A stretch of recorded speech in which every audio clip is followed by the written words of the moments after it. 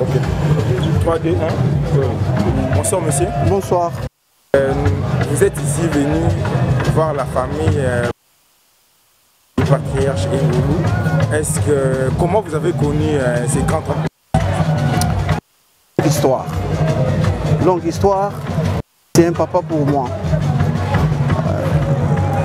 Je disais longue histoire. C'est un papa pour moi. Dans des circonstances exceptionnelles. En effet, il était plutôt ami à feu mon grand frère.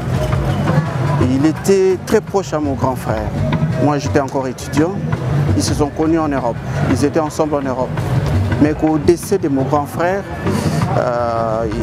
Papa Léon était à son chevet.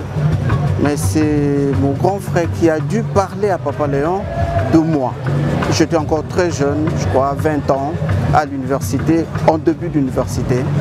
Et mon frère est décédé. Lorsque mon frère est décédé, moi j'étais à Kisangani, j'ai commencé mes études universitaires à Kisangani. Papa Léon m'a fait chercher.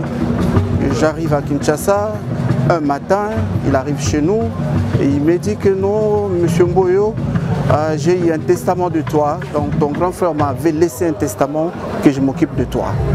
Je ne l'ai jamais connu, je ne suis pas de la famille, mais il m'a adopté. Je suis donc son fils adoptif. Et donc, il a dû supporter toutes mes études jusqu'à ce que j'ai terminé mes études. Et le jour où j'ai terminé, il était là. Le jour où je me suis marié, il était là. Dans tout mon parcours de la vie, il était là. C'est pour vous dire que c'est un homme exceptionnel qui vient de partir. Un homme d'une magnanimité légendaire, connu de tous. Si vous avez vu M. Ngoulou, 1 ou 2 jours, vous devriez nécessairement trouver des solutions, qu'ils te connaissent ou pas. C'était un homme bon. C'est dommage qu'il est parti. Mais aussi, je bénis Dieu, partir à cet âge, c'est l'âge des bonnes personnes. Que son âme repose en paix et que la terre de nos ancêtres lui soit douce et légère. Adieu, Papa Léon. Merci.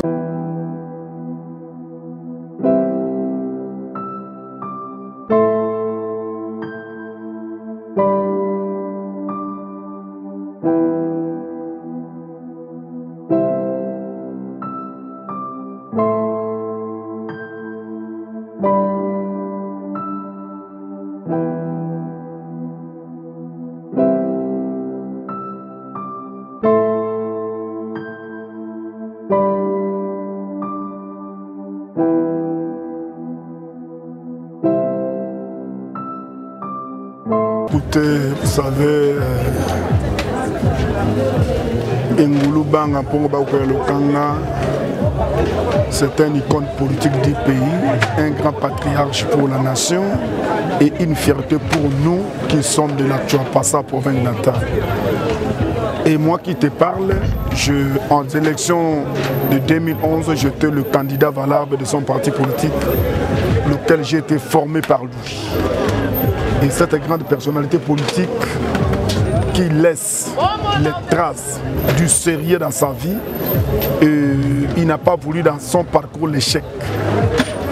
Il a été nommé gouverneur de la Kivet Satran à son temps, à l'âge de 25 ans, et il avait son parcours politique éloquent, lequel je ne sais pas le comparer, ordonné, sérieux, dans tout. Et donc sa mort nous laisse beaucoup de séquelles. Mais je vous dis que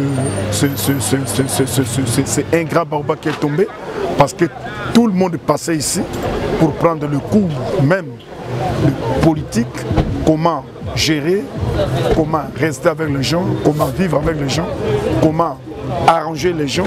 Donc c'est un papa modèle, vous voyez, avec tous ses enfants intellectuels, et il a fait un parcours, je vous dis, inégalable par rapport aux autres politiciens. Et il nous laisse aujourd'hui les empreintes que nous ne pouvons jamais oublier aujourd'hui, demain, lendemain, sur lendemain et à jamais. Vous comprenez? Ça, c'est un papa qui reste gravé dans nos mémoires, ancré, parce qu'il a été et il est là jusqu'à l'éternité pour nous. Donc, paix à son âme. Aujourd'hui, il est mort à l'âge de 86 ans, que son âme repose en paix, mais en lui, irréprochable. Voilà ce que je peux donner comme témoignage. J'ai été même fruit de sa politique. Voilà. Merci, Honor. Je vous en prie.